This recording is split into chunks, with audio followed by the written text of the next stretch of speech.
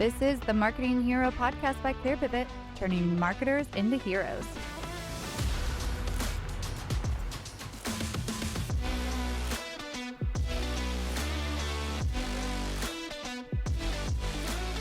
Welcome to the Marketing Hero podcast.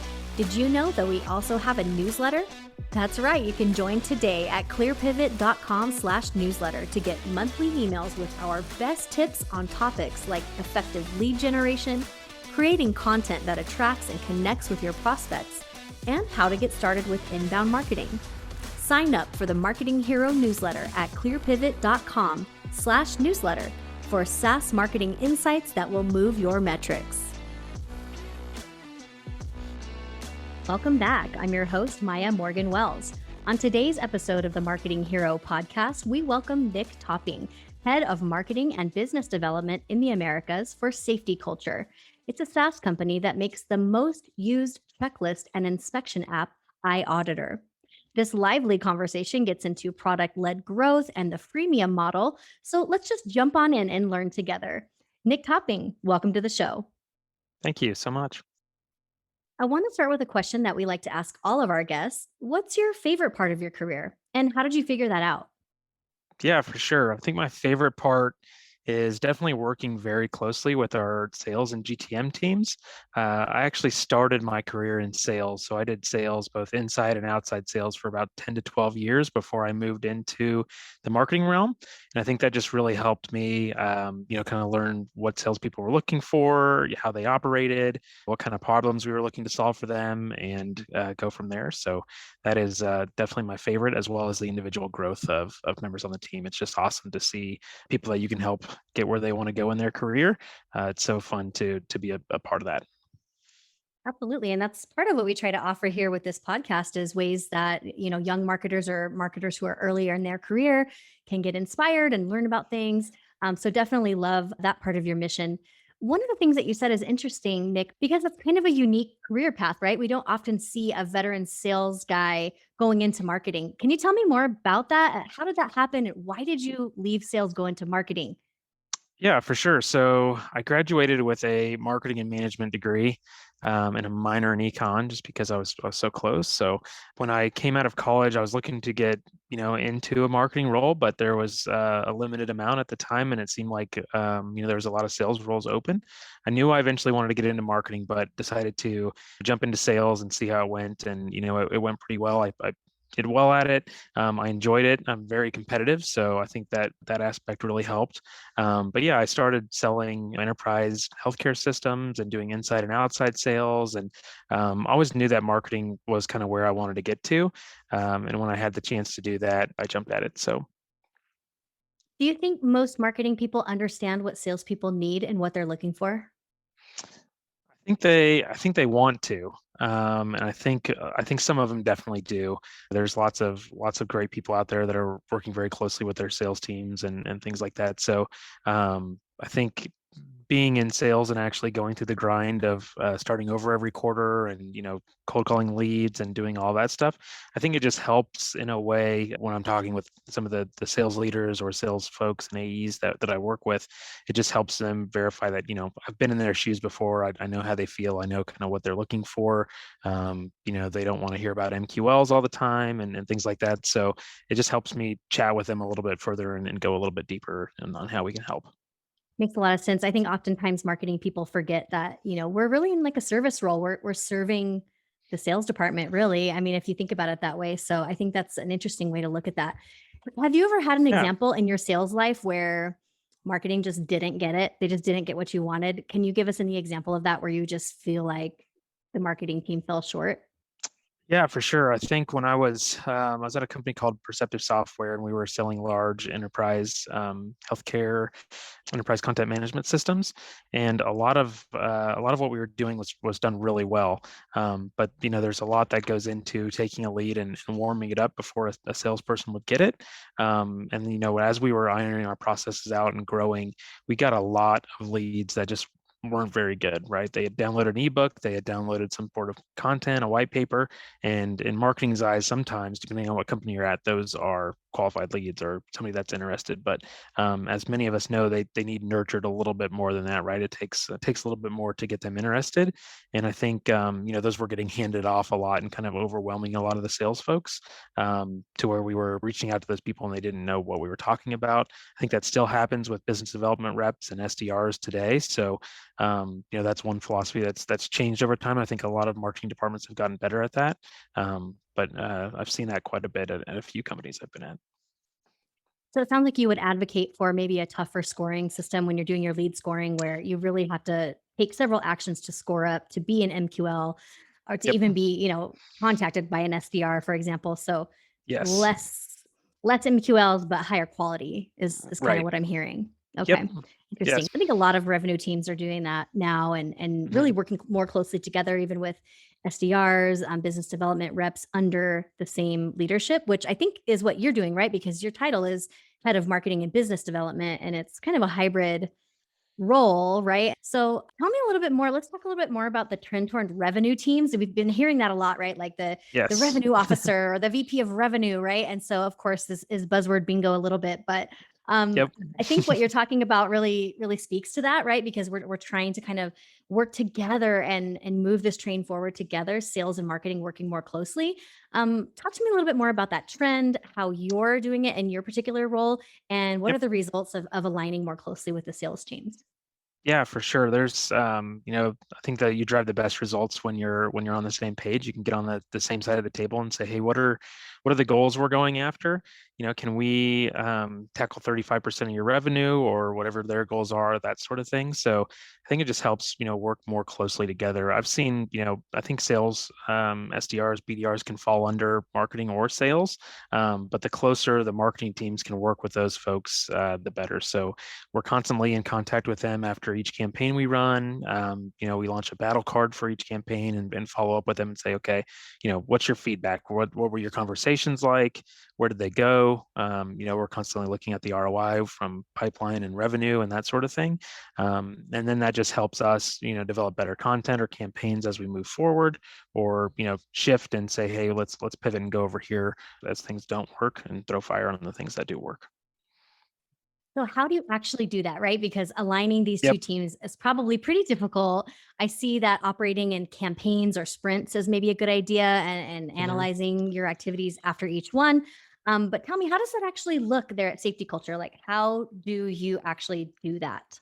Yes, for sure. So we have a few different methods of doing that. We try and keep up on all of our, marketing calendars and things like that. So the BDRs can know what's coming down the pike, know when campaigns are launching. We have, a monthly, weekly meeting with them, a couple stand-up meetings to jump into, one of their meetings and say, hey, here's the next campaign that's launching. Get some feedback on how the first one went, or the most recent one, that sort of thing.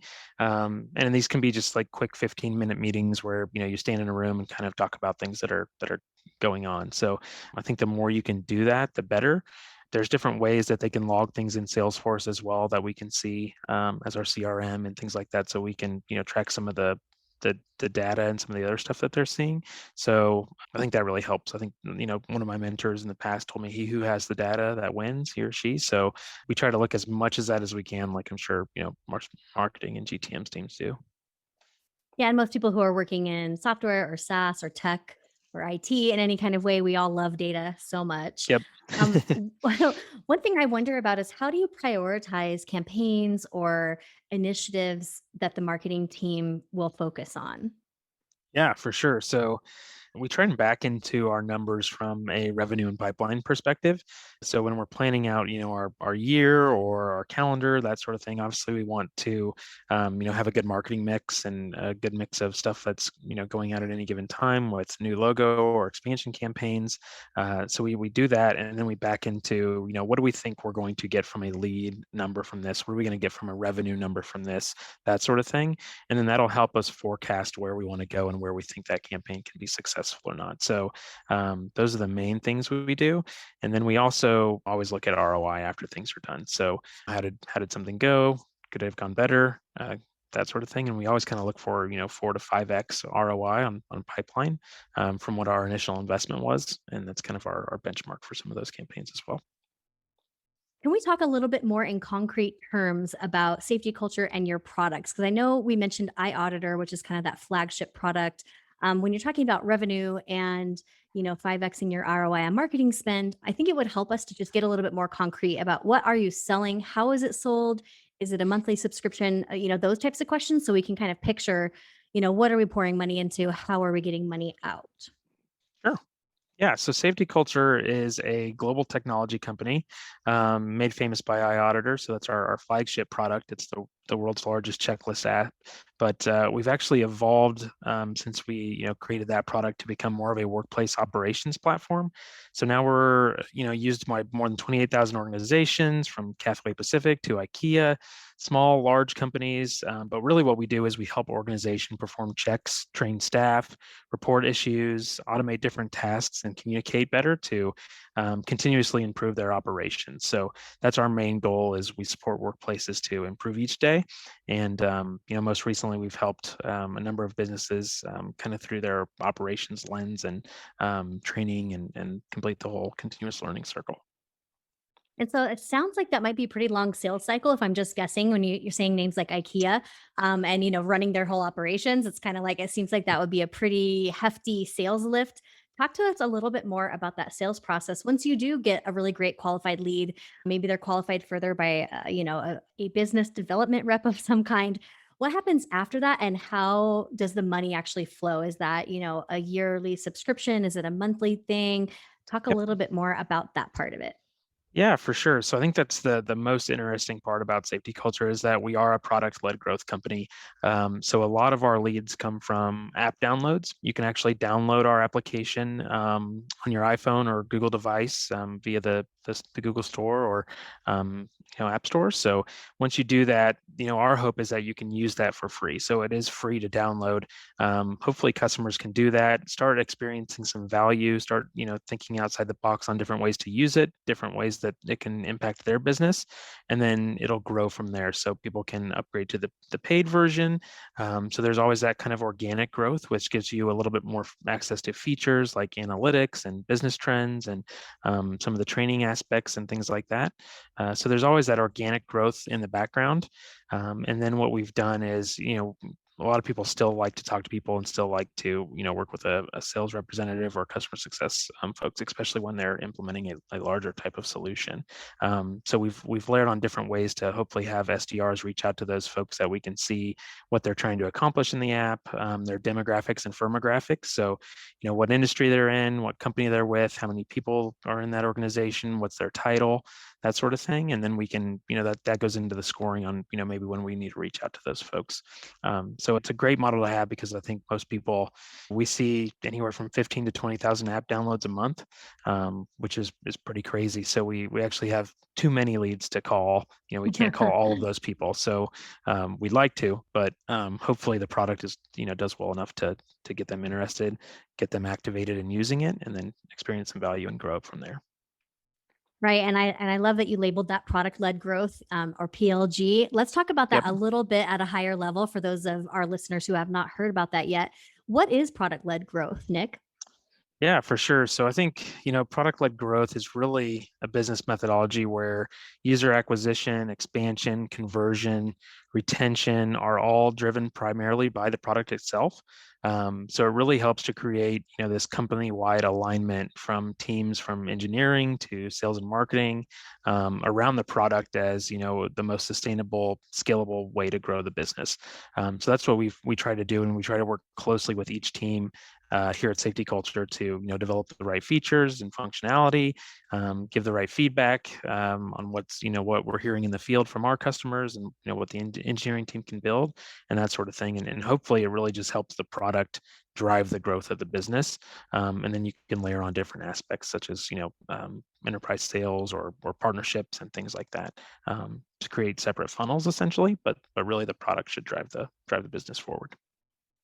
And so what is the difference between product-led growth, which you just described, and a freemium model? I think that those might be synonymous and maybe not. So let's ask that, because some people will call it, I'm running a freemium model. They get access to a certain level of our product. And it Yep. sounds like that could be pretty similar. What's the difference between those two things?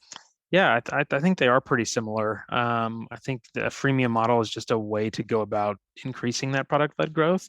So that's kind of how we try to do it, is offering much of our platform for free, so customers can use it, experience some value, start seeing what impact it can have on their business. And it's really this land and expand type of model. So we're typically starting pretty small within an organization. We'll grow in from maybe a manager level, sometimes a director level, and it kind of grows up through the business.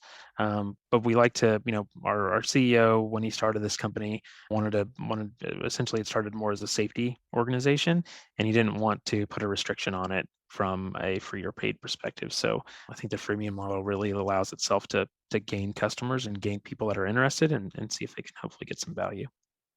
Yeah, and whether or not that company ends up being on a paid model, they may be safer for using the free model anyway. So that Yes. sounds like a really great mission. Yep. Absolutely. Yeah, for sure. And a Oh, lot of people stay on the free model. That might work for them. But hopefully over time, from a business perspective, we can move them over to a paid model, or it gives us a wider marketing base to go after as well. Generating those leads and contacts and customers is a little bit easier with a flywheel model such as that.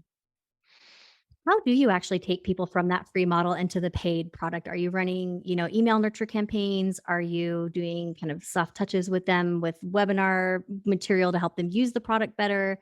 Are you using product data, tool tips? Like, talk to us about that little black box between the Yeah. free and the paid. How do you actually get them to pay? We all want to know Yes. that. Yeah, for sure. There's a few different ways we try and do that. You definitely mentioned a couple of them. So, there's ways in the application they can upgrade.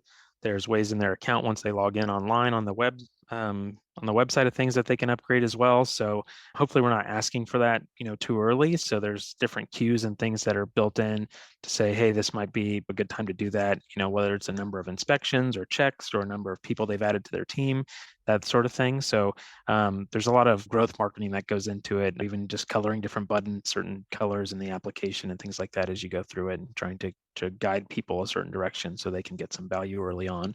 Because that's one of the biggest things is, if they don't experience value within the first week or two, they're probably not going to come back to the application. They're gonna move on. So Right. hopefully that's the case. And then after that, we definitely have some webinars and getting started guides and some boot camps and things like that, where you can join both in person and virtually.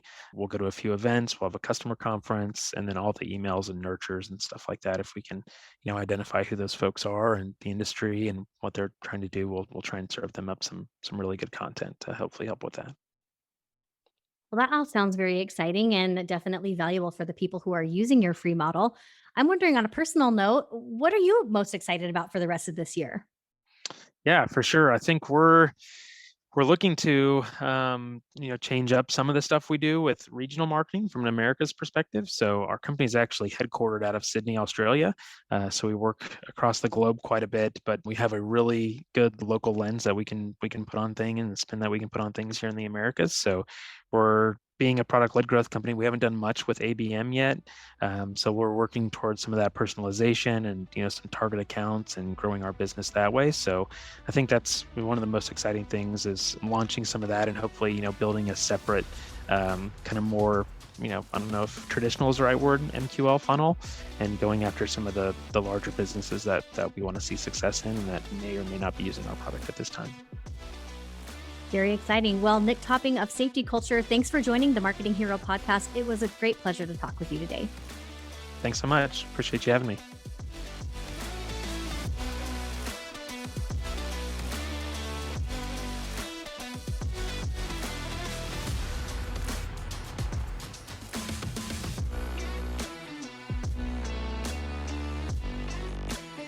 You've been listening to the Marketing Hero podcast by ClearPivot. Be sure to join us next time.